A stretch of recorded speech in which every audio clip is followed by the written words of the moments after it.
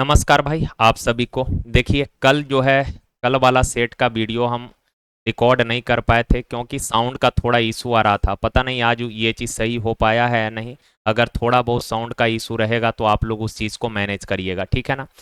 और कल का सेट ऐसे भी थोड़ा आसान था, लेकिन आज थोड़ा सेट सही है। कुछ सवाल इसमें दो चार सवाल बढ़िया है, ढंग का सवाल है, तो इसको रिकॉर्ड करना ज़रूरी था। ठीक है, तो चलिए स्टार्ट करते हैं। और जितने भी भाई आप सब वीडियो देखते होंगे सब लोग वीडियो को लाइक कर लीजिएगा, ठीक है। चलिए देखिए सवाल है अपना पहला यार।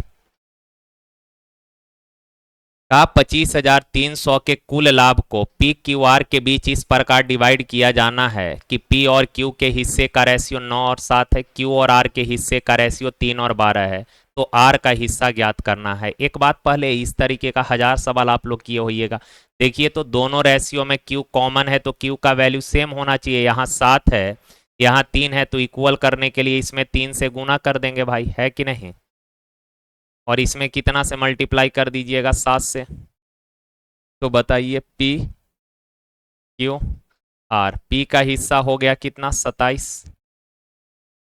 क्यू का हिस्सा है भाई 21 और आर का हिस्सा है 12 सते 84। अच्छा, आर का हिस्सा पूछा है तो आर का हिस्सा है 84 यूनिट। 84 में 3 भी है, क्योंकि 12 गुना 7 84 होता है, तो 12 में 3 है। तो देख लेते हैं 3 का मल्टीपल कौन है यार। 6 2 8, ये 3 का मल्टीपल नहीं है। 6 5 2 7, ये भी 3 का मल्टीपल नहीं है। 6 5 11 1 12, ये नंबर 3 का मल्टीपल है। 6 और 1 7, ये 3 का मल्टीपल नहीं है। Option C. क्लियर है बात। चलिए नेक्स्ट, बाकी बेसिक डिटेल में तो कर ही लेंगे आप लोग। देखिए, का एक शंक्वाकार तंबू में 30 व्यक्तियों की रहने की व्यवस्था है। जैसे कहा ना क्या कि ये जैसे शंक्वाकार तंबू है और इसमें भाई 30 व्यक्ति रह सकते हैं। ठीक है, ये तंबू है और इसमें 30 व्यक्ति का रहने का व्यवस्था है। 30 व्यक्ति इसमें रह सकते हैं। तो भाई आदमी जो रहेगा ये तो हवा में यहाँ पे लटक के थोड़े रहेगा, इसके सरफेस पे रहेगा। यहाँ पे जैसे किसी तरह से ये 30 व्यक्ति जो होगा किसी तरह से अरेंज होगा, बैठा हुआ होगा। 30 व्यक्ति को बैठने का स्पेस है। अब आगे कहा प्रत्येक व्यक्ति के लिए जमीन पर 5 वर्ग मीटर जगह का जरूरत है। अच्छा एक बात बताइए, अगर एक व्यक्ति के लिए 5 वर्ग मीटर जगह चाहिए तो 30 व्यक्ति के लिए टोटल 30 वर्ग मीटर जगह हो जाएगा। और ये जो एरिया आया 30 व्यक्ति के लिए इतना स्पेस चाहिए, और ये जो एरिया आया ये बेस का एरिया आया है, शंकु के आधार का क्षेत्रफल आया कि यहाँ पे 30 व्यक्ति बैठेंगे। तो इसका टोटल एरिया जो है ये 30 गुना 5 आधार का एरिया आ गया, इतना वर्ग मीटर। क्लियर है बात। कहा कि इनको सांस लेने के लिए जो है 120 घन मीटर हवा की आवश्यकता है।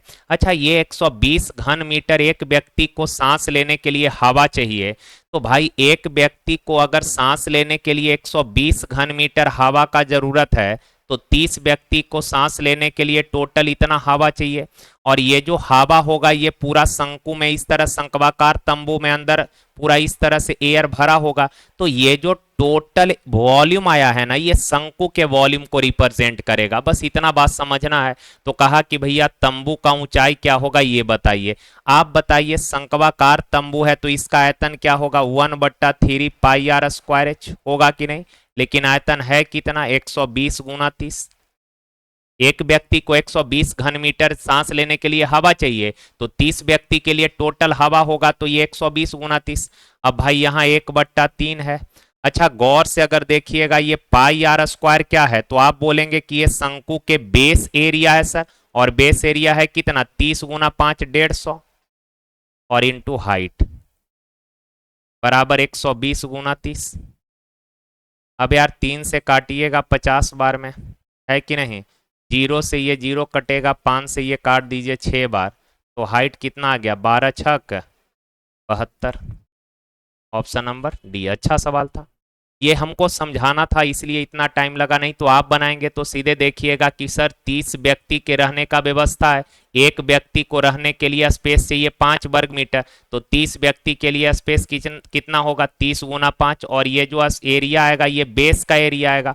तो शंकु का आयतन होता है 1/3 पाई आर स्क्वायर, यानी बेस का एरिया आई इंटू हाइट।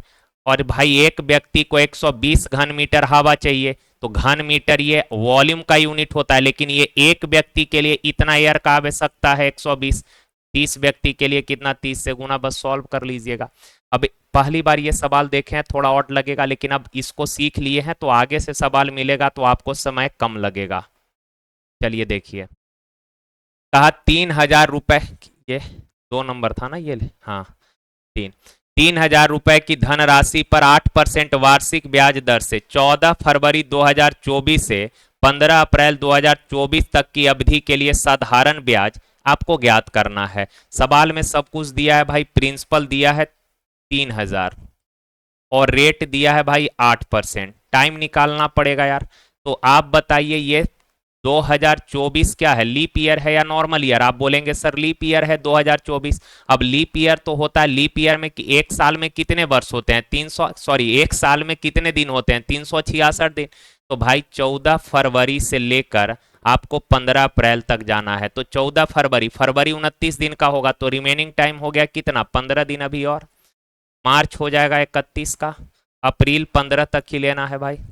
तो ये टोटल हो गया 5 5 10 1 11, 3 2 5 और 1 6, 61 दिन हो गया। अगर डे को ईयर में लेकर आइएगा तो 365 से भाग नहीं देना है, 366 से, क्योंकि लीप ईयर है तो एक साल में 366 दिन होगा। अब इसको काटिएगा, 6 बार में कट जाएगा, यानी 1/6 ईयर आ गया।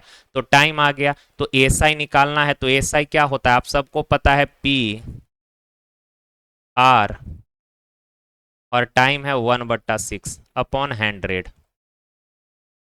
2 0 से 2 0, 6 से काटिएगा, 6 पचे 30, 8 पचे 40, ऑप्शन नंबर डी। तो ध्यान रखिएगा, लीप ईयर है, नॉर्मल ईयर होता तो 365 दिन, लीप ईयर है तो 366 दिन। देखिए ये बहुत अच्छा सवाल है यार।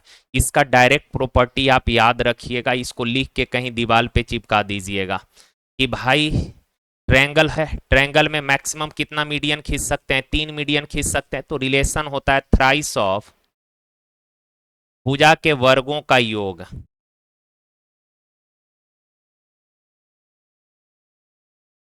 भुजा के वर्गों का योग बराबर फोर्थ ऑफ माध्यिका के वर्गों का योग।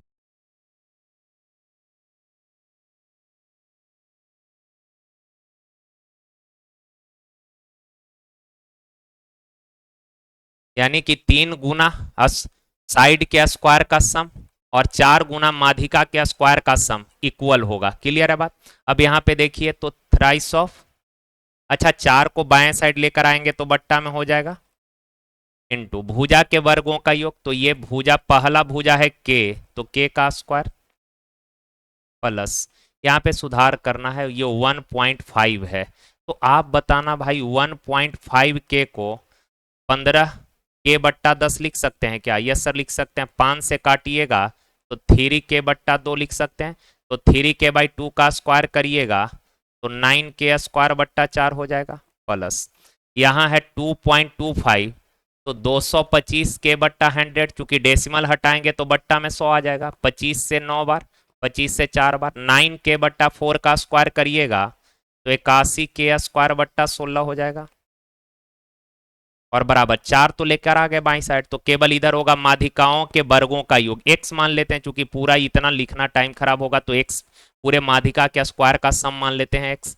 अब भाई इसको सिंप्लीफाई करिएगा तो ये 3/4 गुना एलसीएम हो जाएगा यहाँ 16, तो ये 16 के स्क्वायर, 4 चौक 16, 4 गुना 9 36, और ये 81 ऐड करिएगा तो भाई ये आ जाएगा 133, के स्क्वायर तो रहेगा ही।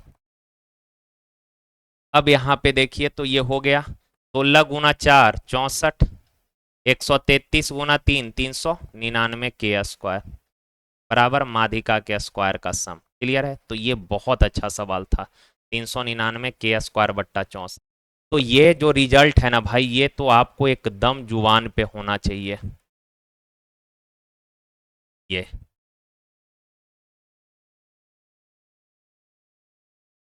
3 गुना भुजा के स्क्वायर का सम बराबर 4 गुना माध्यिका के स्क्वायर का सम। किसी भी त्रिभुज के साइड और मीडियन के बीच का रिलेशन, ये चीज ध्यान रखिएगा, इसको हम लिख भी देते हैं दोबारा से ताकि आपको याद रहेगा। जैसे ये ट्रायंगल है, ठीक है, अब इसका साइड मान लेते हैं ये ए है, ये साइड भाई बी है और ये साइड सी है। अब इसमें तीन मीडियन, मैक्सिमम ट्रायंगल के अंदर हाइट तीन को खींच सकते हैं, मीडियन भी तीन को खींच सकते हैं। तो इस मीडियन का लंबाई मान लीजिएगा m1 है, ये m2 है और ये m3 है। इसका लंबाई m1 भाई, इसका लंबाई मान लेते हैं m2 और इसका लंबाई है m3। तो ट्रायंगल के साइड और मीडियन के बीच रिलेशन क्या होगा? तो थ्राइस ऑफ साइड के स्क्वायर का सम बराबर 4 गुना मीडियन के स्क्वायर का सम।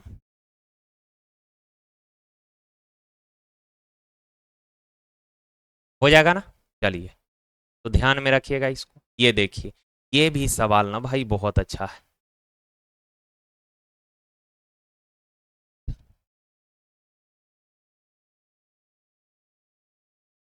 देखिए क्या है, cot square theta minus 3√3 cot theta plus 6 equals to 0। अब यहाँ पे एक रिलेशन दिया है, ये रिलेशन गौर से देखिए, ये ऐसे ही फालतू में नहीं दिया है, इसको आप यूज कर सकते हैं। जैसे पाई बट्टा 6 क्या होता है भाई? पाई बट्टा 6 होता है 30 डिग्री, पाई 180, 180 बट्टा 6 30 डिग्री थीटा, और पाई 180 बट्टा 2 90 डिग्री। इसका मतलब ये हुआ कि अपना जो थीटा है ना भाई, ये थीटा 30 डिग्री के बराबर या 30 से बड़ा है और 90 से छोटा है, यानी 30 से लेकर 90 तक जो है ये थीटा का वैल्यू लाई करेगा, यानी 90 से 90 से छोटा और 30 के बराबर या 30 से बड़ा होगा। तो एक बार थीटा 30 डिग्री लेकर चेक करते हैं भाई। थीटा अगर आप 30 डिग्री लेंगे ना यहाँ पे, तो कॉट 30 डिग्री, ऐसा इसलिए सोचे कि यहाँ पे रूट दिख रहा है, √3 है, तो कॉट 30 डिग्री का वैल्यू क्या हो जाएगा? √3 हो जाएगा। तो चेक कर लेते हैं, कॉट 30 √3 होता है, √3 का स्क्वायर क्या हो जाएगा? 3, और यहाँ माइनस 3√3, कॉट 30 डिग्री का वैल्यू √3 और प्लस का 6। तो भाई ये 3 माइनस √3 गुना √3 3, तो 3 गुना 3 9, अब प्लस 6। तो भाई 3 माइनस या फिर 6 प्लस 3 कितना हो जाएगा? 9 माइनस 9 0, यानी कि थीटा 30 डिग्री लिए हैं, तो ये कंडीशन जो है सेटिस्फाई हो गया। यानी एंगल तो पता कर गए कि सर एंगल 30 डिग्री होगा। अब वैल्यू पूछा है कि sine theta plus cos 2 theta, तो भाई साइन थीटा, तो साइन थीटा है 30 डिग्री, कॉस 2 थीटा यानी 30 गुना 2 60 डिग्री हो जाएगा। अब साइन 30 डिग्री का वैल्यू 1/2, कॉस 60 डिग्री का वैल्यू 1/2, आधा प्लस आधा कितना हो जाएगा? 1। दूसरा तरीका है कि आप इसका फैक्टर करके बनाइए, फैक्टर करके बनाएंगे काफी कॉम्प्लिकेटेड हो जाएगा, तो एंगल के हिसाब से कर लिए, ज्यादा आसान था। ठीक है, चलिए इसको देखिए आप। कहा भाई एक व्यापारी जो है 56,000 रुपए में एक वाटर कूलर खरीदा है, यानी कॉस्ट प्राइस ये दिया है, खरीदा है यानी कॉस्ट प्राइस है। वह इसके अंकित मूल्य पर 81% डिस्काउंट देता है, फिर भी 71% लाभ कमाता है। सोचिए किस तरीके से ये प्राइस अरेंज किया होगा, मार्क प्राइस अंकित किया होगा, मतलब मूल्य अंकित किया होगा कि अंकित मूल्य पर 81% डिस्काउंट देने के बाद भी वो इंसान 71% लाभ कमा रहा है। समझ रहे हैं? 81% डिस्काउंट देने के बाद भी उसको 71% क्या हो रहा है? लाभ हो जा रहा है। तो भाई एक रिजल्ट आप सब जानते होइएगा, इसको याद रखिएगा, याद होगा भी आप लोगों को। सीपी और एमपी में डायरेक्ट रिलेशन। सीपी होता है भाई 100 माइनस डिस्काउंट, जानते होंगे आप सब, याद आ रहा होगा। और एमपी होता है 100 प्लस प्रॉफिट। ठीक है, तो यहां पे जब भी डिस्काउंट दे रहा है और उसके बाद प्रॉफिट हो रहा है, यानी डिस्काउंट और प्रॉफिट मालूम है, तो सीधे आप सीपी और एमपी का रेशियो लिख लीजिएगा। सीपी और एमपी का भाई यहां पे रेशियो लिखेंगे तो सीपी बताइए आप लोग कितना होगा? तो 81% डिस्काउंट दे रहा है, तो 100 माइनस 81 यानी सीपी हो जाएगा 19। भाई एमपी क्या होगा? तो 100 प्लस प्रॉफिट, 71% लाभ हो रहा है, यानी 171।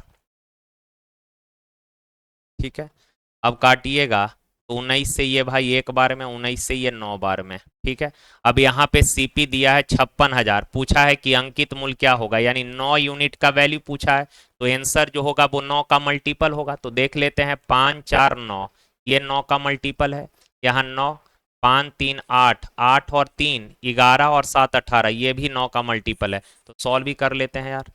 अंकित सॉरी करैमुल दिया है कितना, 56,000।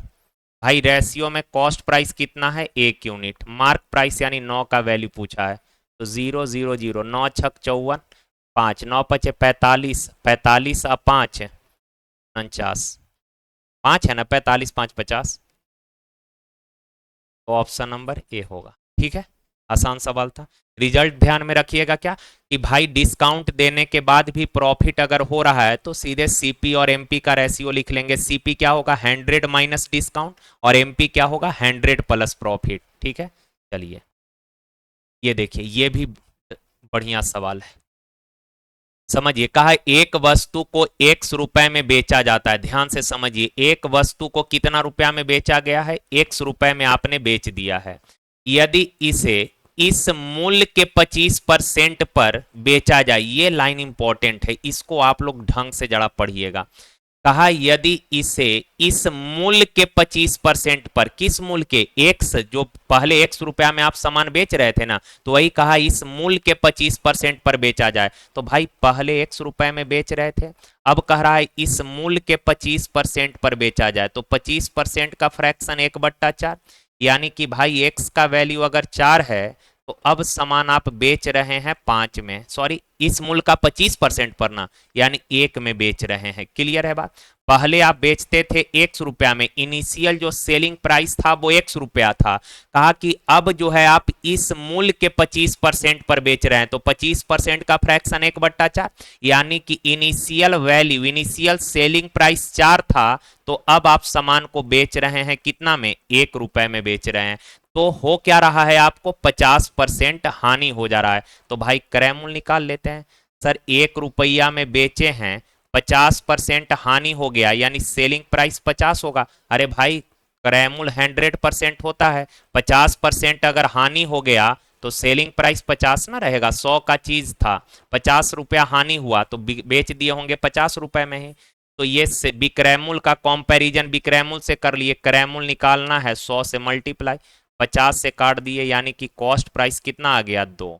काम खत्म हो गया। इनिशियल सेलिंग प्राइस कितना था, 4 यूनिट। नया सेलिंग प्राइस कितना है, 1 यूनिट। कॉस्ट प्राइस कितना है, 2 यूनिट। सब कुछ पता कर गए। अब सवाल पढ़िए। सवाल कहा कि अगर ₹X में बेचते तो आपको कितना प्रतिशत लाभ होता, ये बताना है। तो भाई ₹X में बेचते यानी कि ₹4 में बेचते, तो ₹2 में खरीदे हैं, ₹4 में बेचेंगे, तो प्रॉफिट कितने का होगा, 2 पर।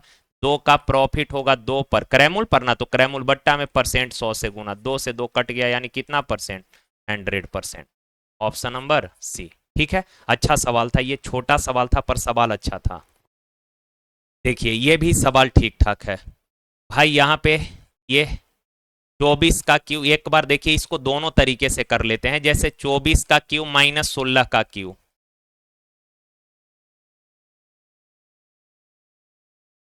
24 का क्यू माइनस 16 का क्यू माइनस 8 का क्यू। अगर आप इन तीनों नंबर को गौर से देखेंगे तो आपको लग रहा होगा सर ये 8 तिया 24 है, ये 8 गुना 2 16, ये 8 एकम 8 है। तो 8 के पावर 3 कॉमन सब में हो जाएगा, तो 8 के पावर 3 कॉमन करेंगे तो अंदर बच जाएगा 3 के पावर 3 माइनस 8 दूना 16 होता है, यानी 2 के पावर 3। ये तो कंप्लीट टर्म कॉमन कर लिए हैं, तो इसके जगह 1 हो जाएगा। ठीक है, अब 8 के पावर 3 को मेरे भाई, कुछ लोग तो डायरेक्ट समझ ही जाएंगे, लेकिन बाकी लोग को दिक्कत होगा, लिख देते हैं। 8 को 2 के पावर 3 लिख सकते हैं क्या, 8 2 का क्यों होता है, और कंप्लीट के पावर 3 है, यानी 2 के पावर 3 गुना 3 9। तो 8 के पावर 3 को लिख लेते हैं 2 के पावर 9, 3 का क्यू 27। ठीक है, 2 का क्यू 8, 27 में से 8 गया 19, 19 में से 1 घटाएंगे 18। तो ये 18 क्या होता है, 6 3 8 या 9 दूना 18 लिख सकते हैं, तो 3 का स्क्वायर गुना 2। अब बताइए आप लोग, अब आप लोग बताइए। यहाँ पे देखिए 2 के पावर 9, 1 2 यहाँ पे है, तो 2 के पावर हो जाएगा कितना, 10, और गुना 3 के पावर हो जाएगा 2। अब कह रहा है गुणनखंडों की संख्या बताना, यानी कि टोटल फैक्टर बताना है। और आप सबको पता है कि सर टोटल फैक्टर निकालना है तो जितना पावर है उससे एक ज्यादा फैक्टर होगा, यानी यहाँ 11 फैक्टर होगा, इसका 3 फैक्टर होगा। सर 2 है तो 2 से एक ज्यादा 3, तो 11 गुना 3 कितना, 33। ऑप्शन नंबर एक तो तरीका ये हो गया सवाल को करने का। दूसरा तरीका क्या हो सकता है सर? तो आप सबको पता है कि सर जैसे पूछा है 24 के पावर 3 -16 के पावर 3 -8 के पावर 3, ये चीज आप लोग जानते हैं। a minus B minus C बराबर अगर 0 है तो A cube minus B cube minus C cube बराबर होता है 3ab/c। क्लियर है? ये चीज सबको पता होगा भाई, ठीक है ना? तो यहां पर देखिए तो 24 का क्यू माइनस 16 का क्यू माइनस 8 का क्यू, तो देखिए तो 24 माइनस 16 माइनस 8 क्या जीरो होगा? यस सर बिल्कुल जीरो होगा, जबकि ये लिखना नहीं है, ये दिख जाएगा आपको, यहां देखेंगे सीधे 24 माइनस 16 माइनस 8 जीरो होगा सर। और अगर ये जीरो होगा तो A cube minus B cube minus C cube बराबर क्या हो जाएगा? 3a यानी 24, बी यानी 16, सी यानी 8। तो ये 3 है, 24 होता है 8 तिया यानी 2 के पावर 3 8, 8 × 3 24, 16 होता है 2 के पावर 4 और 8 होता है 2 के पावर 3। अब भाई बेस सेम है, बीच में मल्टीप्लाई पावर ऐड हो जाएगा तो 10, 3 दो ठो है तो 3 के पावर 2। बस इसको प्राइम फैक्टर में अरेंज कर लिए। अब टोटल फैक्टर पूछा है तो पावर 1 बढ़ जाएगा, 11 और यहाँ 3, तो 11 × 3 33। अब ये भी आप कहेंगे कि सर ये एक पावर क्यों बढ़ रहा है, तो ये कई बार सवाल कराएं और आप लोग पढ़े भी होइएगा। फैक्टर में नंबर ऑफ फैक्टर निकालना है तो जितना पावर होता है उससे एक ज्यादा फैक्टर होता है, ठीक है?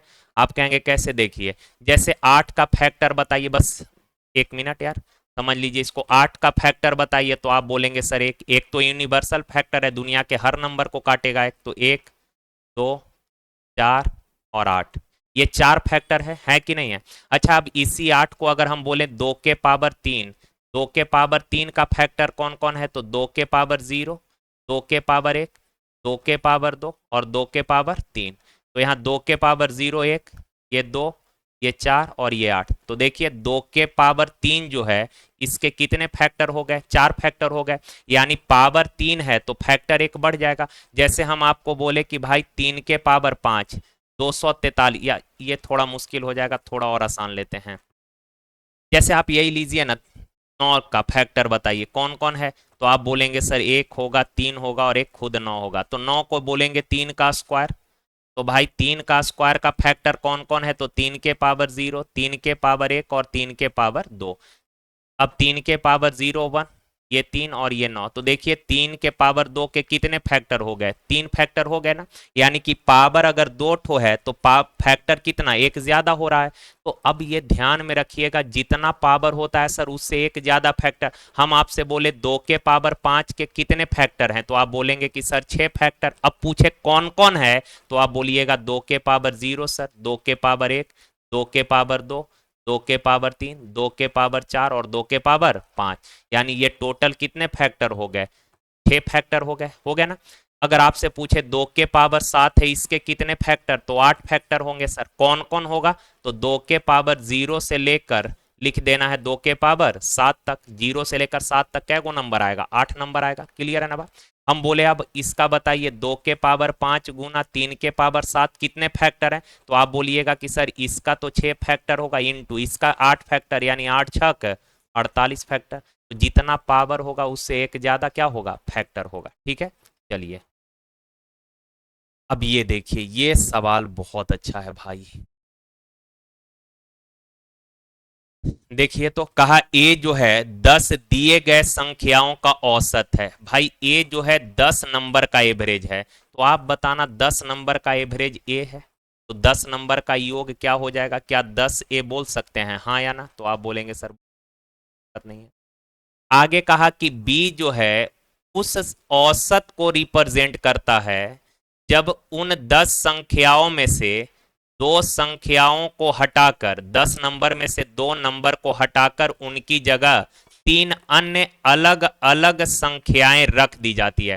कहा गया कि भाई बी उस नंबर के एवरेज को रिप्रेजेंट करेगा जब आप 10 नंबर में से 2 नंबर को निकाल लेंगे और उसके जगह 3 नंबर को आप ऐड कर देंगे, तब जो नया संख्या का सीरीज बनेगा उसका एवरेज बी होगा। समझे बात? 10 नंबर पहले से था इनिशियली जिसका एवरेज ए था, अब b जब एवरेज होगा कब, कहा कि अब b एवरेज हो गया जब आप दो नंबर को निकाल लेंगे और उसके जगह तीन नंबर को ऐड कर दीजिएगा, तो नया संख्या का जो सीरीज बनेगा उसका एवरेज b होगा। आगे कहा हटाई गई संख्याओं का औसत 48 है और जो नई संख्याएं जोड़ी गई है उसका औसत 56 है। बस इतना ही आपको समझना था। एक बार और समझिए कि सवाल कह रहा है क्या। पहले कहा भाई कि 10 नंबर अपने पास था जिसका एवरेज ए था, 10 नंबर है जिसका एवरेज क्या है, ए है। यहां तक किसी भाई को दिक्कत नहीं है। फिर इसने बोला कि भाई बी उस औसत को रिप्रेजेंट करेगा जब आप 10 में से दो नंबर निकाल देंगे और तीन नंबर ऐड कर लेंगे, तब नया जो संख्या का सीरीज बनेगा उसका एवरेज बी होगा। और कहा जो हटाई गई संख्या है उसका एवरेज है 48 और जो नया नंबर ऐड किए हैं उसका एवरेज है 56। यहां तक आप बात समझ में आया होगा आपको। आगे रहने दीजिए, आगे बाद में देखेंगे। पहले ये बताइए 10 नंबर का एवरेज अगर ये है तो 10 नंबर का सम यानी योग क्या हो जाएगा, 10 है, औसत गुना संख्या। अच्छा भाई दो नंबर हटाए हैं जिसका एवरेज 48 है, तो योग में कितने का कमी हो जाएगा, 96, 48 दूना 96 का। तीन नंबर ऐड किए हैं उसका एवरेज 56 है, तो योग कितना हो जाएगा, 56 या 168, यानी ये ऐड कर दिए। तो आप लोग बस ये बताइए ये कितने नंबर का योग आ गया। तो आप बोलेंगे सर देखिए 10 नंबर के योग में से दो नंबर का योग घटा दिए तो ये 8 नंबर का योग बचा, और तीन नंबर ऐड कर दिए तो 8 और 3 कितने नंबर का ये सम आ गया, 11 नंबर का। कितने नंबर का योग है भाई, 11 नंबर का। तो 11 नंबर का एवरेज क्या होगा, 11 से डिवाइड कर दीजिए और ये जो एवरेज है इसको रिप्रेजेंट करेगा कौन, बी। बस इतना काम करना था आपको। तो भाई यहां देखिए अब आगे दिया है यहां a प्लस बी बराबर 38। 38 नहीं है, 438 है। तो a को एज इट इज रख लेते हैं। अच्छा एक बात बताइए, b के जगह अगर b का ये पूरा वैल्यू रख दें तो किसी भाई को कोई दिक्कत नहीं, सर कोई दिक्कत नहीं है। तो b के जगह लिख लेते हैं 10a माइनस 96 प्लस 168, कितना हो जाएगा, प्लस 72 और बट्टा में 11। ये b का वैल्यू रख लिए और बराबर में 438। बस इतना काम आपको करना था, ये कर गए, काम खत्म हो गया। ठीक है, अब देखिए जरा यहां 11 से गुना करेंगे तो 11a और 10a कितना हो जाएगा, 21 से और प्लस 72। भाई बट्टा वाला एक क्रॉस होके 438 में मल्टीप्लाई होगा तो 11 अठे 88, 8 11 तिया 33 और 8 41, 11 चौक 44, 4 48। अब 21a 72 उधर जाके घट जाएगा दोस्त, कितना, 6 4 7 4। 21 से काटिएगा तो ए का वैल्यू क्या आ जाएगा, 21 दूना 42, बच गया भाई 5 या 4, 21 दूना 42, बच गया एक और दो और 6 ना, तो 21 छक, यानी ए का वैल्यू आ गया 226। अब ए पता कर गए, अब यहां से बी निकाल लीजिए ये इक्वेशन। अच्छा ए का वैल्यू कितना है, 226, ए का वैल्यू 226, दोनों का योग कितना है, 438। तो 226 में क्या ऐड करें कि 438 आ जाए, तो सर 438 में से 226 को घटाइएगा तो 212। तो ए और बी दोनों का वैल्यू पता करके, और सवाल में क्या पूछा है यहाँ, ए माइनस बी। तो भाई 226 में से 212 घटा दीजिएगा तो कितना आ जाएगा, 14। Option number B. उम्मीद करते हैं कि भाई आप सभी लोग इस सवाल को समझ पाए होंगे, और अगर नहीं समझ पाए होंगे तो दोबारा से इसको देख लीजिएगा थोड़ा पीछे करके, ठीक है ना, समझ में आ जाएगा, बहुत मुश्किल भी नहीं है। चलिए अब देखिए ये सवाल, ये भी बहुत अच्छा सवाल है यार। देखिए कहा कि उस कस्बे की 3 वर्ष पूर्व और 2 वर्ष पूर्व की जनसंख्या में कितना अंतर होगा। मेन यही सवाल इसने बोल दिया है यहाँ पे। कहा कस्बे की 3 साल पहले और 2 साल, कहा क्या 3 वर्ष पूर्व यार, 3 वर्ष पूर्व और 2 वर्ष पूर्व की जनसंख्या में कितना अंतर होगा, ये मेन सवाल है। और आगे इसने इंफॉर्मेशन आपको दिया है कि अगर कस्बे का वर्तमान जनसंख्या 1,40,000 है जिसमें प्रति वर्ष 25% के दर से वृद्धि हो रही है, ठीक है। तो एक बात आप बताइए, हमको बोला क्या कि 3 साल पहले का, 3 ईयर एगो, और 2 साल पहले, 2 ईयर एगो, जो पॉपुलेशन है उसका आपको डिफरेंस बताना है। 3 साल पहले का पॉपुलेशन और 2 साल पहले के पॉपुलेशन का जो डिफरेंस है वो हमको बताना है। क्लियर है ना बात, यही मेन सवाल है। तो आप एक चीज बताना तो भाई मेरे, को हटाते हैं। देखिए, अगर परजेंट पॉपुलेशन है 1,40,000, 1,40,000, ठीक है। अगर हर साल 25% पॉपुलेशन इंक्रीज कर रहा है, 25% का फ्रैक्शन 1/4, यानी इनिशियल पॉपुलेशन 4 है, एक इंक्रीज करके नेक्स्ट ईयर पॉपुलेशन हो जाएगा कितना, 5/4। तो भाई अगर हमको 3 साल पहले का पॉपुलेशन चाहिए, ये परजेंट पॉपुलेशन है, अगर 3 साल बाद का चाहिए होगा तो हर साल 5/4, 5/4 इंक्रीज, 5/4 इंक्रीज करेगा। लेकिन हमको चाहिए 3 साल पहले का, पीछे जाना है, परजेंट पॉपुलेशन मालूम है, पीछे का पॉपुलेशन पता करना है, तो 5/4 का उल्टा गुना करेंगे। उल्टा ना जा रहे हैं, पीछे जा रहे हैं, तो उल्टा गुना करेंगे। अगर यही बोलता 3 साल बाद का पॉपुलेशन तो 5/4 का 3 बार मल्टीप्लाई करते, लेकिन हमको पीछे का पूछा है, 3 साल पहले का पॉपुलेशन क्या होगा, तो भाई उल्टा गुना करिएगा। 5/4 का उल्टा कर लेंगे, 4/5, कै बार, 3 बार। ये जो सॉफ्टवेयर है ना जिस पे लिख रहे हैं, इसको चेंज करना पड़ेगा, तब जाके थोड़ा सा आप लोग को और बेहतर ढंग से दिखेगा। तो हम कोशिश कर रहे हैं इसमें सुधार करने का, हो जाएगा। अच्छा, अब 2 साल पहले का पॉपुलेशन अगर पूछे तो प्रेजेंट पॉपुलेशन है 1,40,000। दूसरा तरीका बताएंगे, वो थोड़ा ज्यादा आसान है इससे, लेकिन इसको भी समझिए। 2 साल पहले का पॉपुलेशन चाहिए तो 2 बार उल्टा गुना कर लेंगे भाई। अब इन दोनों का हमको क्या चाहिए, डिफरेंस चाहिए, तो मेंटली कैलकुलेशन करिए। भाई इन दोनों का डिफरेंस चाहिए, तो क्या इन दोनों को जब आप घटाएंगे, लिखेंगे नहीं, डायरेक्ट कर लेते हैं, जब घटाइएगा तो 1,40,000 गुना 4/5, गुना 4/5 कॉमन हो जाएगा बाहर में। तो ये दो पूरा कॉमन हो गया, तो इसके जगह 1 बचेगा, और यहां से क्या बच जाएगा, केवल 4/5। हो गया यार, खेल खत्म इसका। तो 1,40,000 गुना 4×4 = 16/25, और गुना 5 एकम 5 में से 4 जाएगा, 1/5, ठीक है। अच्छा, अब यहाँ अगर आप देखेंगे कितना आसान है, इतना करना भी नहीं था। आप यहाँ पे देखिए तो 4, ये 16 है, ये कितना है, 16 है, 16 में 4 है, यानी आंसर जो भी आएगा भाई वो 4 का मल्टीपल होगा। तो 4 का मल्टीपल ये है, यस सर, ये 4 का मल्टीपल है। क्या 70 4 से कटेगा, नहीं सर। यहाँ भी 70 है, ये भी 4 का मल्टीपल नहीं है, ये भी 4 का मल्टीपल नहीं है, खत्म। Option number A. पूरा सॉल्व भी नहीं करना था, यहाँ जैसे ही ऊपर 4 दिख गया हम समझ गए कि आंसर जो होगा 4 का मल्टीपल होगा, तो 4 का मल्टीपल चेक कर लिए। लेकिन ऐसा नहीं है हर सवाल में ऐसा रहेगा, इसीलिए मेथड भी आपको पता होना चाहिए। अब इसको काटिएगा तो 25 से अगर आप काटेंगे भाई, तो 25 से काटिएगा, 25 पचे 125, बच गया भाई 15। अब 25 छक 150, जीरो लग जाएगा। 5 से और काटिएगा तो 1, 5 एकम 5, 5 दूना 10, 0। अब 16 से गुना करिएगा, 0, 16 दूना 32, हाथ में रहा 3, 16 3 19, हाथ में रहा 1, 16 और 1 17, 17,920। ऑप्शन नंबर एक। तो तरीका ये हो गया सवाल को करने का। दूसरा तरीका क्या है सर, अच्छा एक बात बताइए, ये प्रेजेंट पॉपुलेशन लिख लेते हैं, ये 2 साल पहले का पॉपुलेशन लिख लेते हैं, ईयर एगो, और ये भाई 3 साल पहले का पॉपुलेशन, ठीक है ना। भाई हमको बोला है 25% हर साल पॉपुलेशन बढ़ रहा है, 25% का फ्रैक्शन कितना होता है, 1/4। तो भाई प्रेजेंट पॉपुलेशन अगर 4 है, ठीक है, प्रेजेंट पॉपुलेशन कितना हो गया, 4। या फिर आप ऐसे कर सकते हैं कि हर साल सर 25% पॉपुलेशन बढ़ता है, हर साल कितना पॉपुलेशन बढ़ता है, 25%। तो भाई 3 साल पहले अगर 4 था, तो प्रेजेंट में कितना हो जाएगा, 5। अब 3 साल का डिफरेंस है तो क्यूब कर लेंगे इसका, यानी 4 का क्यूब 64, ये हो जाएगा कितना, 125। अब भाई ये 64 का अगर 5/4 करेंगे, तो 5/4 करिएगा तो 16 पचे, ये 80 हो जाएगा, 2 साल पहले का पॉपुलेशन।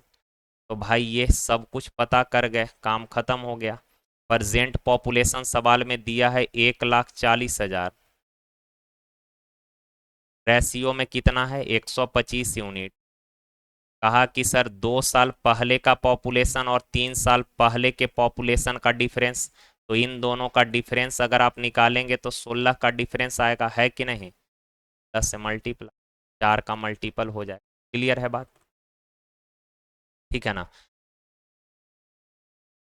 देखिए नेक्स्ट का, ये तो बहुत आसान सवाल आ गया यार। 30 पुस्तक का विक्रय मूल्य 36 पुस्तक के क्रय मूल्य के बराबर है।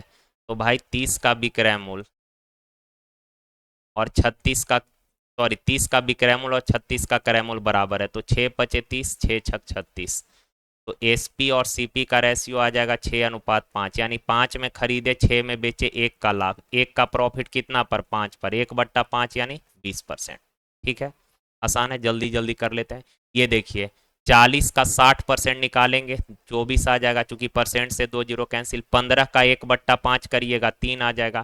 कहा कितना अधिक है, तो 3 से ये कितना ज़्यादा है भाई, 21 ज़्यादा है।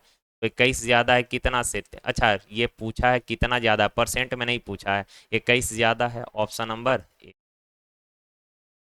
ये देखिए का स्थिर जल में बोट का स्पीड है 12 किलोमीटर पर आवर और धारा का स्पीड है भाई 10 किलोमीटर पर आवर। का 24.2 किलोमीटर दूरी पर स्थित एक स्थान तक नाव चलाता है और प्रारंभिक बिंदु पर वापिस आता है, उसके द्वारा लिया गया कुल समय। अच्छा आप बताना, 24.2 किलोमीटर दूरी पर स्थित कोई स्थान है, वहां आप गए हैं तो भाई यहाँ क्लियर तो नहीं किया है कि धारा के दिशा में गए कि धारा के अपोजिट दिशा में गए। तो जब क्लियर नहीं किया है तो भी दो ही केस पॉसिबल है। गए होंगे अगर आप धारा के डायरेक्शन में तो वहां से आना पड़ेगा धारा के अपोजिट डायरेक्शन में, या फिर अगर धारा के अपोजिट डायरेक्शन में गए होंगे तो आना पड़ेगा धारा के डायरेक्शन में। यही दो केस ना पॉसिबल है। तो मान लेते हैं कि हम गए हैं धारा के डायरेक्शन में, तो धारा के डायरेक्शन में जब गए हैं तो स्पीड बढ़ जाएगा 12 10 22। अब भाई वहां से 24.2 किलोमीटर जब लौट रहे होंगे तो धारा के अपोजिट आना पड़ेगा, तो स्पीड घट जाएगा यानी 2। अब इसको काटा पीटी मचा दीजिए, तो 22 से 1, 22 से कम 22, 1.1। 2 से काटिएगा इसको दोस्त तो 12.1, ऐड करिए तो ये कितना हो जाएगा, तो 13.2, ऑप्शन नंबर बी। ठीक है, चलिए ये सवाल देखने में बड़ा है पर है आसान। देखिए कहा एम और एन केंद्र वाले दो वृत्तों की रेडियस जो है 5 सेंटीमीटर और 8 सेंटीमीटर है। ये वृत्त एक दूसरे को बिंदु टी पर बाह्य रूप से स्पर्श करता है। बस यहीं तक पढ़िए, आगे पढ़ने का जरूरत नहीं है, और फिगर ड्रॉ कर लेना है। दो वृत्त है, एक का रेडियस 5 है और एक का 8 है, तो एक छोटा होगा ऐसे और एक थोड़ा बड़ा बना लेते हैं। ये दो वृत्त है भाई, ठीक है। कहा कि भाई इसका मान लेते हैं सेंटर एम है और इस वृत्त का जो सेंटर है इसका एन है, और ये दोनों वृत्त जो है एक दूसरे को टी पर स्पर्श कर रहा है, ठीक है। अब आगे सवाल में कहा एक रेखा, यहां से देखिए एक रेखा पी आर इस प्रकार खींची गई है कि बिंदु एम, टी और एन पी आर पर स्थित है। यानी एक रेखा ऐसा खींचा गया है जिस पर कहा कि पॉइंट एम, पॉइंट टी और पॉइंट एन स्थित है। कहा पी जो है एम के निकट है, ठीक है, अभी तक माइंड में कुछ आया नहीं होगा, आगे बढ़िए। कहा पी से केंद्र एम वाले वृत्त पर पी क्यू बराबर 12 सेंटीमीटर की एक स्पर्श रेखा क्यू पर स्पर्श करती है। अब क्लियर हो गया, देखिए समझिए ध्यान से, मेन फिगर समझ गए काम हो जाएगा। कहा क्या ना भाई कि सर ऐसा है कि एक रेखा यहां से आप ड्रॉ करिए, इस तरीके का एक रेखा है। अब कहा है इस रेखा पर ही, ये रेखा का लंबाई है पी आर, और इस रेखा पर ही ये पॉइंट एम, पॉइंट टी और पॉइंट एन स्थित है। अब कहा कि पॉइंट पी से एक स्पर्श रेखा खींचे हैं वृत्त एम पर, एम सेंटर वाले वृत्त पर पी क्यू, ये पी क्यू एक स्पर्श रेखा खींचे हैं, और कहा आर से एन सेंटर वाले वृत्त पर एक स्पर्श रेखा खींचे हैं आर एस, ये एक आर एस स्पर्श रेखा है, और एक यहाँ पर पी क्यू स्पर्श रेखा है। पी क्यू का लंबाई देखिए दिया है 12 और आर एस का लंबाई दिया है भाई 15, और आपसे पूछा है कि पी आर का लंबाई बताइए। कितना खतरनाक लग रहा है फिगर, है ना। अब आप बताना एक चीज जरा बताइए, तो वृत्त के सेंटर से अगर परिधि को मिलाइएगा तो ये रेडियस कितना हो जाएगा, 5 हो जाएगा। और ये प्रॉपर्टी आप सब जानते हैं कि सर ये अगर वृत्त है, ये टेंजेंट है, टेंजेंट यानी ये स्पर्श रेखा है, तो केंद्र से अगर टेंजेंट को मिलाइएगा तो कितना डिग्री का कोण बनेगा, 90 डिग्री का। तो यहाँ केंद्र से स्पर्श बिंदु को मिलाए हैं तो ये 90 डिग्री बनेगा या नहीं बनेगा, हाँ या ना। आप बोलेंगे सर बिल्कुल बनेगा। और अगर ये 90 है तो 90 के सामने तो ये हाइपोटेनियस होगा, कर्ण होगा भाई। ये हाइपोटेनस यानी कर्ण होगा, तो 5 12 ट्रिपलेट आप सबको पता है, ये 13 हो जाएगा। क्लियर है।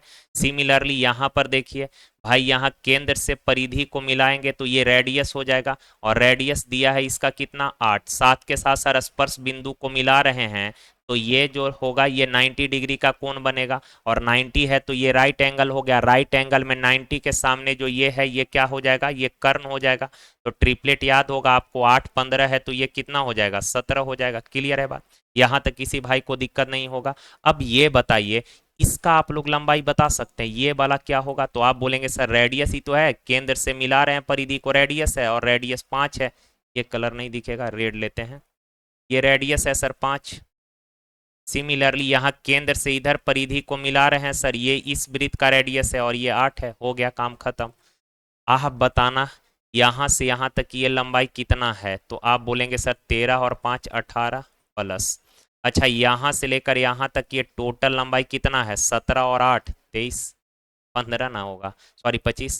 17 और 8 25, ये टोटल कितना हो गया, पी आर का लंबाई 43। Option A. क्लियर है बात, बहुत मुश्किल नहीं था, एक दो बार फिगर ड्रॉ करेंगे क्लियर हो जाएगा। ये देखिए, कहा एक पाइप एक टैंक को 12 घंटे में भरेगा, एक अन्य पाइप 14 घंटे में खाली करेगा। दोनों मिलकर कितने घंटे में, कल ही बताए थे। एक भरने वाला है, एक खाली करने वाला है। कहा दोनों मिलकर कितने समय में टैंक भरेगा, तो ए गुना बी बट्टा ए माइनस बी हो जाएगा, जहां ए बड़ा वाला को रिप्रेजेंट करेगा, बड़ा वैल्यू को। तो भाई 14 गुना 12 बट्टा 2, 2 सत्ते 14, सही तो है, 12 गुना 7 84। Option number D. ये देखिए, कहा केशव का वेतन जो है 13,000 रुपए प्रति माह है। 4,000 घर के किराए पर, 1,500 बिलों पर खर्च करता है, यानी बिजली बिल वगैरह 1,500 बिजली बिल पर खर्च करता है, और शेष की मासिक बचत करता है। यदि उसने अपने जन्मदिन वाले महीने में जन्मदिन मनाने के लिए अपनी पूरी मासिक बचत खर्च कर दी है, तो एक वर्ष में उसकी कुल बचत ज्ञात करिए। भाई ये एनटीपीसी जो प्री हुआ था ग्रेजुएट लेवल, उसमें भी पूछा था, और अंडर ग्रेजुएट लेवल वाला जो था उसमें भी ये सवाल पूछा हुआ था, इसी बार का ही है। 13,000 रुपये प्रति माह उसका सैलरी है। ठीक है, आप बताइए 4,000 रुपये घर के किराए पर खर्च करता है और 1,500 बिजली बिल देता है, तो 4,000 और 1,500 5500 खर्च कर दिया। तो भाई अगर 13,000 आपको पेमेंट मिला, उस 13,000 में से आप 5500 उड़ा दिए, आप बताइए इस महीने में आपने बचाया होगा कितना। तो आप बोलेंगे कि सर बचाए होंगे 7,500 रुपया, ये आपका सेविंग हो गया एक मंथ का। अब कहा क्या, यानी हर मंथ आप 7,500 रुपया सेविंग करेंगे, लेकिन कहा कि इस एक साल के दौरान किसी एक मंथ में आपका बर्थडे आता है और आप अपना सारा सेविंग उड़ा दिए, तो एक महीने का तो सारा सेविंग गया, तो बाकी कितने महीने का सेविंग आपके पास रहेगा, 11 महीने का। तो भाई एक महीने का सेविंग है 7,500 रुपया, 11 महीने को मिलाकर, 11 महीना को मिलाकर टोटल कितना आप बचा लेंगे, तो 11 सत्ते 77 और 5 82, यानी 82,500 रुपया आपका सेविंग हो। अगर बर्थडे नहीं मनाए होते तो 7,500 रुपया और आपके पास सेविंग रहता, लेकिन बर्थडे जिस महीना में मनाए पूरा 7,500 रुपया आप खर्च कर दिए, तो बाकी 11 महीने तक तो बचाए ही। तो 7,500 गुना 11 82,500, ऑप्शन बी। देखिए, कहा एक इलेक्ट्रिक पंप एक टैंक को 6 घंटे में भर सकता है। टैंक में रिसाव के कारण टैंक को भरने में 7 से 1/3 घंटे लगते हैं। भाई एक पाइप जो है ये टैंक को भर देगा कै घंटे में, 6 घंटे में, लेकिन लीकेज होने के कारण 7 से ही 1/3 घंटे लग रहा है। लीकेज होने के कारण मतलब क्या हुआ कि नल जो है पानी भर रहा है, और लीकेज जो है पानी बाहर क्या कर रहा है, निकाल रहा होगा। भाई नल भर रहा है और लीकेज निकाल रहा है, तो दो सिस्टम काम कर रहा है, एक तो सर पाइप भर रहा है और लीकेज निकाल रहा है। इस वजह से अब टाइम लग रहा है कितना, 22/3 आवर। कह रहा है कि यदि इस अवधि के दौरान किसी अन्य बिंदु से पानी टैंक में न तो आता है और न ही बाहर जाता है, यानी यही नल एक है जिससे भर रहे हैं आप टैंक, और लीकेज जो है उससे पानी बाहर निकल रहा है, इसके अलावा न पानी आने का इसमें कोई दूसरा रास्ता है और न ही पानी बाहर निकलने का। तो कहा इस हिसाब से पूरा टैंक कितने समय में खाली होगा। तो टैंक का कैपेसिटी पहले बताइए, 6 और 22 का मल्टीपल क्या हो जाएगा भाई, 66, ये 11, 22 तिया 66, 3 ऊपर जाके मल्टीप्लाई हो जाएगा तो 9 हो जाएगा। अरे भाई 66 को 22/3 से डिवाइड करिएगा तो 22 तिया 66, 3 ऊपर जाएगा 9 बन जाएगा ना हो। अब आप बताइए, पाइप का एफिशिएंसी 11 है, टंकी में पानी 9 लीटर जा रहा है, तो आप पूछेंगे ना सवाल कि 2 लीटर कहाँ गया। पाइप अगर 11 लीटर हर घंटे भर रहा है पर 9 लीटर ही जा रहा है, तो 2 लीटर कहाँ गया, तो लीकेज खाली कर दिया 2 लीटर। कहा लीकेज पूरा टैंक कितने देर में खाली करेगा, 1 घंटा में 2 लीटर, तो 66 लीटर खाली करने में कितना घंटा लेगा, 33। एफिशिएंसी क्या होता है, 1 आवर में कोई भी वर्कर या कोई भी पाइप जो काम करेगा वही उसका एफिशिएंसी होता है। लीकेज 1 घंटा में 2 लीटर खाली कर रहा है, 66 लीटर खाली करने में क्या घंटा लग जाएगा, 33 घंटा। ठीक है, देखिए ये बहुत अच्छा सवाल है, बनाने का बहुत तरीका है इस सवाल को। आप चाहें तो इस सवाल को एलिगेशन से कर सकते हैं, लेकिन हम एक बहुत खूबसूरत तरीका आपको बता रहे हैं। देखिए, कहा एक व्यक्ति वस्तु एक्स को 34,500 रुपया में बेचता है, ठीक है, और 15% का जो है लाभ कमाता है, यानी एक सामान आप बेचे 15% लाभ कमा लिए। आगे कहा कि सर वह वस्तु बाई को 10% हानि पर बेचता है, इन दोनों लेन देन के कारण उसे न तो हानि होती है, न तो हानि होती है, और ना ही कुल मिलाकर लाभ होता है।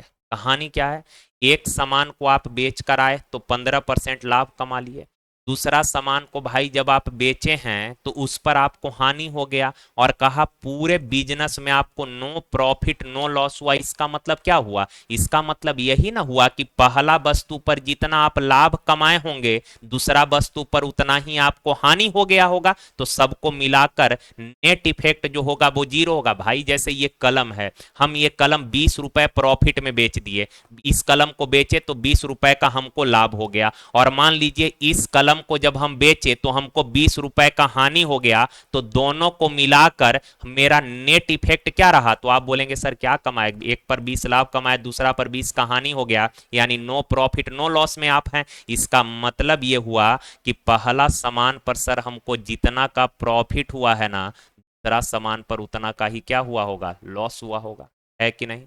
यानी कि प्रॉफिट और लॉस क्या है, दोनों बराबर है, बस इक्वेट कर लेते हैं।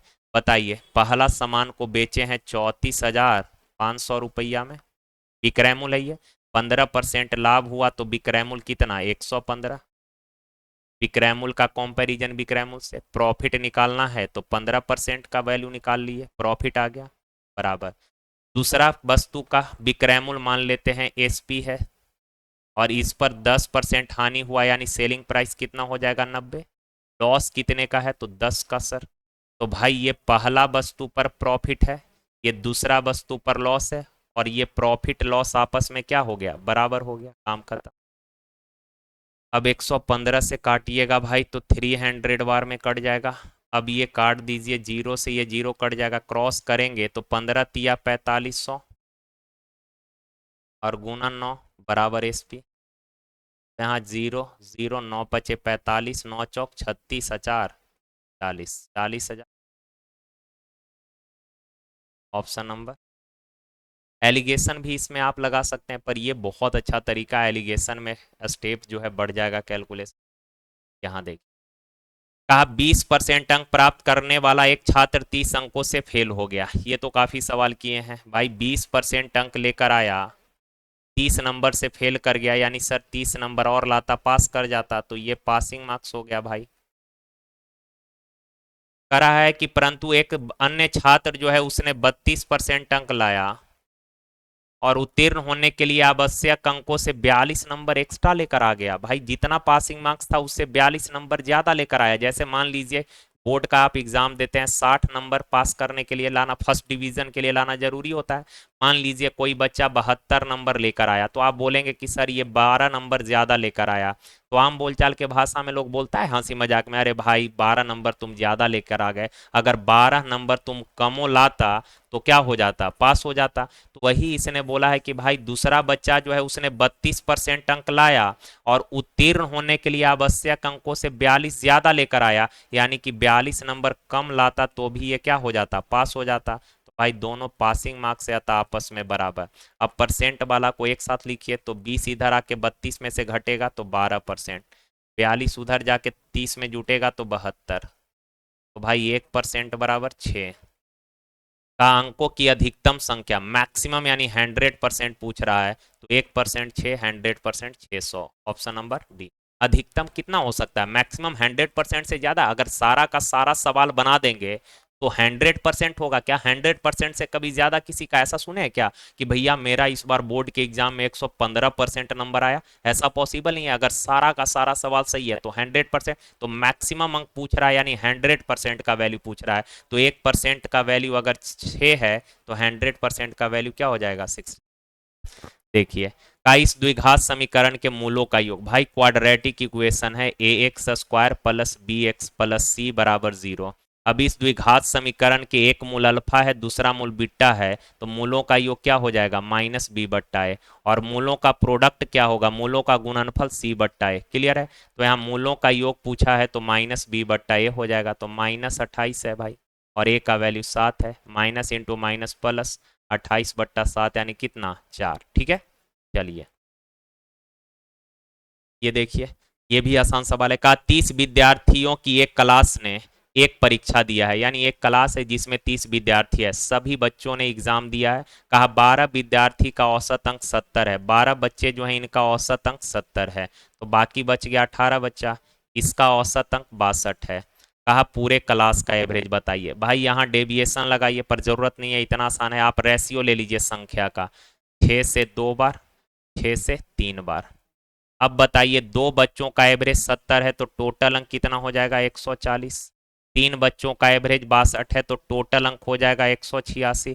तो भाई ये टोटल कितने बच्चों का अंक है, 3 और 2 5, एवरेज निकालना है तो नंबर ऑफ कैंडिडेट से डिवाइड कर दिए। तो भाई ये 6, 8 4 12, 2 और 1 3, 326/5, 5 6 30, 5 5 25, 5 2 10, कितना हो गया, 65.2, ऑप्शन नंबर। देखिए ये कहा कि P सेंटीमीटर और Q सेंटीमीटर भुजा वाले दो वर्गों के एरिया का योगफल है 317। अच्छा भाई एक वर्ग जो है जिसका भुजा P है तो एरिया क्या हो जाएगा, P स्क्वायर। दूसरा वर्ग का भुजा Q है तो एरिया क्या होगा, Q स्क्वायर, और दोनों वर्ग के एरिया का जो योग है ये 317 दिया है। एक इंफॉर्मेशन। सेकंड का उनके परिमाप का योग। अच्छा पहला वर्ग का परिमाप क्या होगा, 4 गुना भुजा, दूसरा वर्ग का परिमाप भी क्या होगा, 4 गुना भुजा। एक का भुजा P है तो 4P, दूसरा का भुजा Q है तो 4Q, और दोनों के परिमाप का सम जो है पेरीमीटर का सम 100 है। अब यहाँ से 4 कॉमन कर लीजिएगा तो P प्लस Q बराबर क्या हो जाएगा, 25 हो जाएगा। क्लियर है। अब कहा P और Q का गुणनफल आपको बताना है, यानी P और Q का गुणनफल क्या होगा ये बताइए। अच्छा आपके पास ये दो अलजेब्रिक रिलेशन है भाई, इन दोनों रिलेशन को देखकर आपके मन में कुछ आ रहा है कि ऐसा क्या कांड करें सर कि ये आ जाए P गुना Q। तो आपको पता होगा, देखते ही लग गया होगा कि सर अगर इसका स्क्वायर P प्लस Q का स्क्वायर करेंगे ना तो P प्लस Q का होल स्क्वायर क्या हो जाएगा, P square plus Q square plus 2PQ। PQ का वैल्यू चाहिए यानी कि इसका वर्क कर लेते हैं, P प्लस Q का स्क्वायर, तो ये हो जाएगा sir P square plus Q square plus 2PQ, है कि नहीं। देखिए यहाँ 2 गुना PQ आ गया, यही तो हमको चाहिए। तो 25 का स्क्वायर यहाँ 625 हो जाएगा भाई। P square plus Q square 317 है प्लस 2PQ, 317 इधर आके घट जाएगा तो 8 0 बराबर 2PQ। 2 से काटिएगा,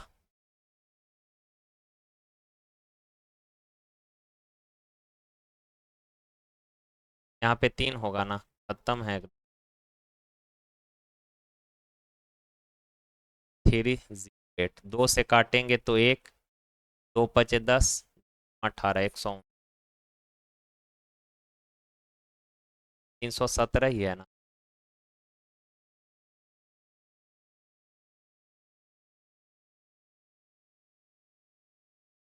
154 सही। 154 ऑप्शन नंबर। चलिए, क्या नहीं ना है। देखिए, का महेश ने बैंक से 3200 निकाले हैं, उसे 50 और 100 मूल्य वर्ग के कुल 33 नोट मिले हैं, उसे मिले 50 के नोटों की संख्या क्या है, ये पूछा है। भाई टोटल 3200 रुपया निकाला है, 50 रुपये और 10 रुपये मूल वर्ग के कुल 33 नोट हैं, तो बेसिक ही कर लेते हैं 33 नोट। तो मान लेते हैं 50 रुपये के नोट होंगे, एक्स नोट, और बाकी 100 रुपये के कितने नोट होंगे भाई, तो 33 माइनस एक्स, है कि नहीं। तो 50 रुपए के एक्स नोट हैं तो टोटल वैल्यू क्या हो जाएगा, 50 एक्स। 100 रुपए के इतने नोट हैं, टोटल वैल्यू कितना, 100 से गुण, और इन सारे वैल्यू को मिलाकर टोटल है कितना, 32। तो भाई ये 50 एक्स और माइनस 100 एक्स और प्लस 3300 लिख सकते हैं, आगे पीछे कर दिए हैं, बराबर 3200। भाई ये -50 एक्स प्लस 3300 बराबर 32। 50 एक्स बराबर 100, तो एक्स बराबर कितना, ऑप्शन नंबर। जबकि ऑप्शन से कर सकते थे, डेविएशन भी लगा सकते थे, इसमें एलिगेशन भी लगा सकते हैं, बहुत तरीके से कर सकते हैं, पर हम बता दिए कि कुछ लोगों का बेसिक वगैरह बहुत वीक होता है, तो आप ऐसे करिए, बहुत ज़्यादा टाइम इसमें। ठीक है, चलिए। देखिए, कहा ए बी सी किसी काम को 40, 60 और 80 दिन में करेगा। अच्छा बताइए, ए बी सी 40, 60 और 80 दिन में करेगा तो टोटल वर्क कितना हो जाएगा भाई मेरे, टोटल वर्क होगा सर 240। ये 40 दिन में 40 दिन में 240 काम, तो एक दिन में 6 काम, ये एफिशिएंसी हो। बी 60 दिन में 240 काम, तो एक दिन में 4, और सी एक दिन में। अब आगे यहां से समझिए, कहा तीनों ने मिलकर काम शुरू किया, परंतु ए ने काम समाप्त होने से 11 दिन पहले और बी ने काम समाप्त होने से 8 दिन पहले छोड़ दिया। समझिए कह क्या रहा है, कि जैसे सर तीनों ने मिलकर काम करना शुरू किया और जिस दिन समाप्त होना था ना, इससे 11 दिन पहले जो है ए भाग गया।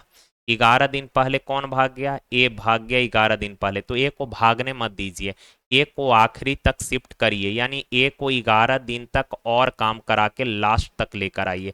तो भाई एक दिन में 6 काम, तो 11 दिन में कितना काम, 11 छक 66 काम।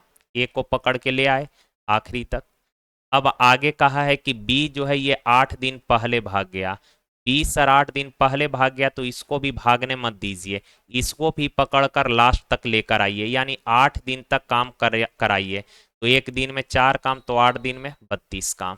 सर बी आ गया, सी तो बेचारा भागा नहीं है, सी तो आखिरी तक है ही, यानी कि लास्ट में हमने ए बी और सी तीनों को लेकर आ गए। तो बताइए टोटल वर्क कितना है सर, तो 8, 6 4 10 3 13, 2 और 1 3, 338। अब इसको ए बी सी तीनों मिलकर करेगा, तो तीनों को मिलाकर टोटल क्षमता 13 है, तो 13 से काटिएगा, 13 दूना 26, बच गया मेरे प्यारे भाई कितना,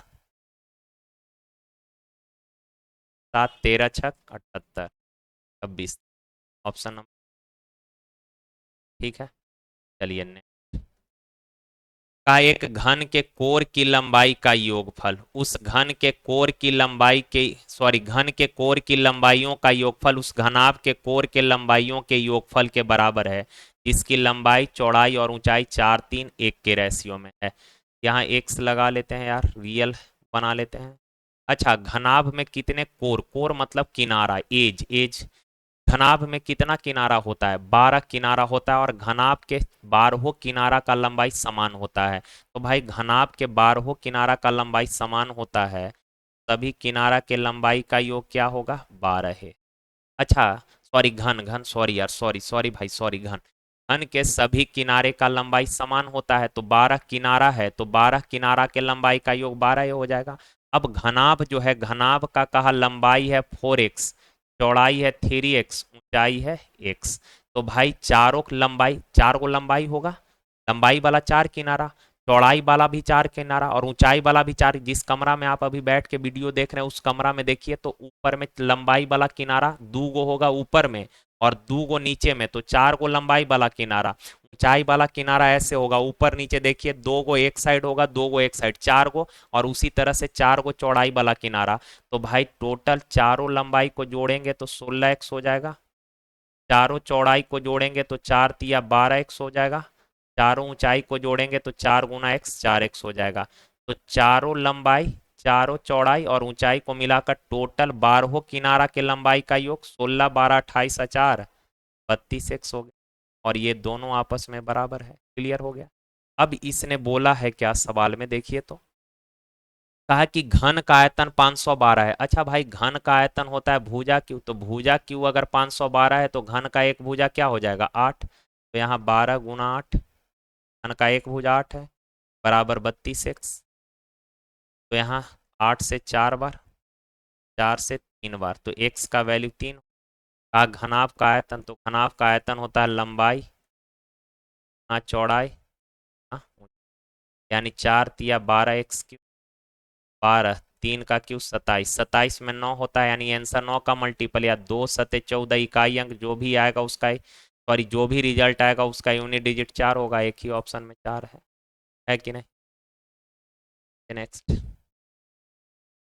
जबकि यहीं पे कर देते घनाभ का आयतन, तो घनाभ का लंबाई चौड़ाई ऊंचाई का रेशियो मालूम है, तो 4 × 3 × 1, यानी आंसर जो भी होगा वो 3 का मल्टीपल होगा। 3 का मल्टीपल भाई ये नहीं है, ये नहीं है, 5 3 8 है, 1 9, ये है मल्टीपल, 4 3 7 2 9, ये भी मल्टीपल है, यानी फिर करना ही पड़ेगा। देखिए तो, 3 9 4 का चतुर्थानुपात यानी फोर्थ प्रोपोर्शन क्या होता है, बी स्क्वायर बट्टा B, sorry sorry sorry, B गुना सी बट्टा ए, तो बी यानी 9 × 4/3, तो 3 तिया 9, तो 4 तिया 12। ठीक है, बार बार कैमरा छोड़ दे रहा है यार। ए और 12 का तृतीय अनुपात, भाई ए और 12 का तृतीय अनुपात के बराबर है, तो ए और 12 का तृतीय अनुपात क्या होगा, तो बी स्क्वायर बट्टा ए, 12 से 12 कट जाएगा तो ए का वैल्यू क्या आ जाएगा, 12 आ जाएगा। ऑप्शन नंबर, देखिए, का एक वृत्त का चाप ए बी केंद्र ओ पर x रेडियन का कोण बनाता है। ठीक है, यदि क्षेत्रफल ए ओ बी का, क्षेत्र ए ओ बी का एरिया चाप ए बी के लंबाई के वर्ग के आधा के बराबर है, तो x किसके बराबर है।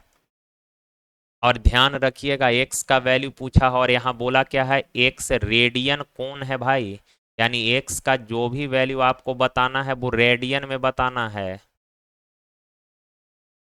डिग्री में नहीं बताना है। ठीक है, इसमें बताना है, रेडियन में। तो देखिए, कहा क्या कि भाई एक ये वृत्त है, और ये जो वृत्त है इसका केंद्र ओ है, भाई केंद्र ओ है,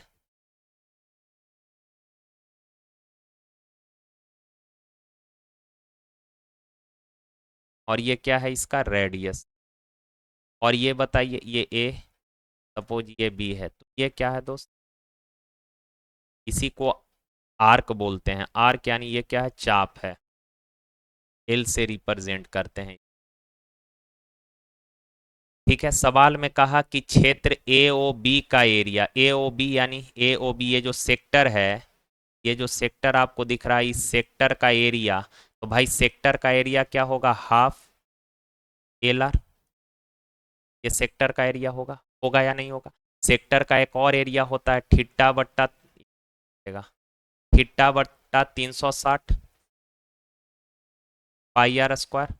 तो ये जब डिग्री के रूप में वैल्यू दिया रहेगा एंगल, तब ये वाला एरिया निकालने का फॉर्मूला यूज करेंगे, थीटा बट्टा 360 गुना पाई आर स्क्वायर, और रेडियन के रूप में दिया हुआ है तो हाफ एल इंटू आर। ये दोनों सेक्टर का एरिया आपको जुबान पे होना चाहिए। सेक्टर का दो दो एरिया का फॉर्मूला, थीटा बट्टा 360 पाई आर स्क्वायर, और दूसरा हाफ एल गुना आर। और ये जो कहा सेक्टर का जो एरिया है चाप के लंबाई के वर्ग, चाप के लंबाई के वर्ग का आधा है। बस जैसे जैसे बोला लिख लिए। अब यहाँ अगर आप देखेंगे तो सर ये हाफ से हाफ उड़ा दीजिए, एगो एल से एगो एल काट दीजिए। अब यहाँ आर बराबर एल हो गया, एल को इधर लेकर आइए तो आर बट्टा एल बराबर क्या हो जाएगा, 1 आ जाएगा। तो एक्स का वैल्यू जो आएगा ये किस में आ जाएगा, ये रेडियन में, 1 रेडियन। ऑप्शन नंबर क्लियर है ना बात, हो जाएगा। नेक्स्ट आप लोग करिए।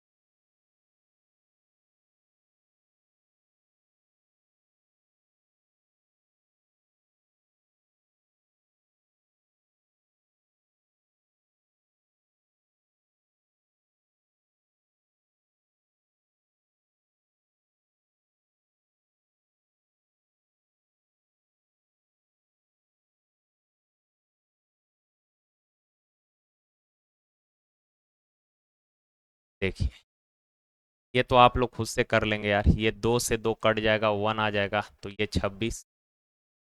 ठीक है, गुना 2 से इसको डिवाइड करिएगा भाई, ये कितना आ जाएगा, और गुना 10/2 यानी कि डिवाइड है सर। ये 5, 3 से डिवाइड करेंगे 2, 5 गुना 2 कितना आ जाएगा, 10, है कि नहीं। ये 26, हाँ 5 तिया 15, और डिवाइड के जगह मल्टीप्लाई करेंगे 1/10। 5 बार 13 बार, 5 से 13 तिया जाएगा। ये देखिए, इसमें तो आप लोग ऐसे जब हम सेट करा रहे थे अभी जीवन ज्योति, तो इस ये भी है, ये भी आप ध्यान में रख लीजिएगा यार। एल बराबर चाप का लंबाई बराबर आर इंटू थीटा होता है, जहाँ थीटा रेडियन में होना चाहिए। रेडियन में होगा, डिग्री में नहीं, थीटा रेडियन में होगा। आर को बाएं साइड लेकर आइएगा, क्या हो जाएगा, ये L/R बराबर थीटा, और थीटा क्या होगा, रेडियन। बार बार ये कैमरा ऑफ हो जाता। तो यहाँ देखिए तो L/R या R/L करिएगा।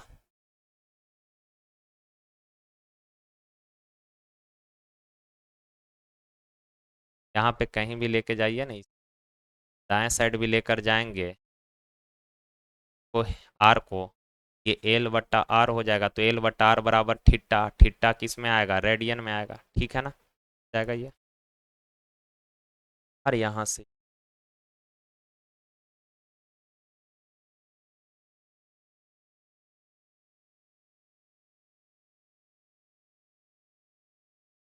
देखिए का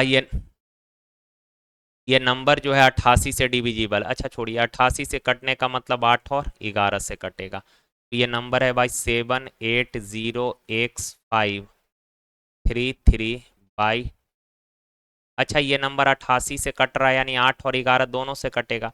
तो 8 से कटने के लिए लास्ट का 3 डिजिट चेक करना है भाई, लास्ट का 3 डिजिट का एक्स और वाई का सबसे छोटा वैल्यू। तो वाई भी छोटा लेना पड़ेगा, एक्स भी छोटा लेना पड़ेगा, तो बाई 0 ले लेते हैं सर। 0 2 4, क्या ये नंबर 8 से कटेगा, यस सर कट जाएगा। अब 11 से कटने के लिए क्या चेक करना है, अल्टरनेट अंकों का योग। तो देखिए अल्टरनेट, 7 + 0 7, +5 12, और 3 15, और 2 17।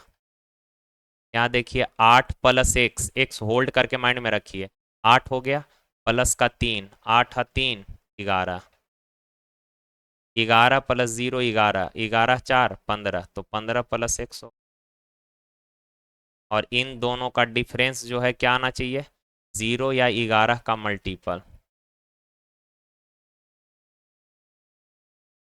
ठीक है ना।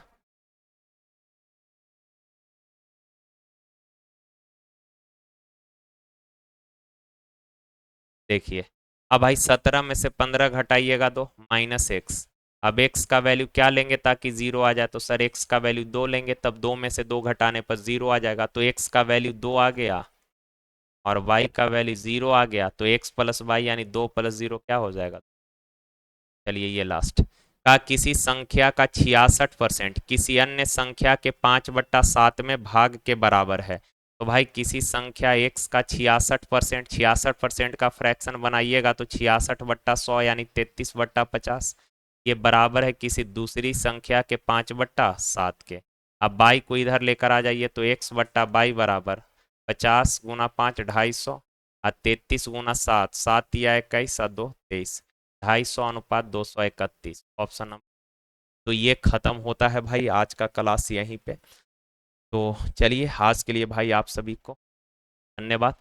और जितने भी लोग वीडियो देखेंगे सब लोग याद करके वीडियो को लाइक कर लीजिएगा, ठीक है ना। चलिए भाई, गुड नाइट यार सबको।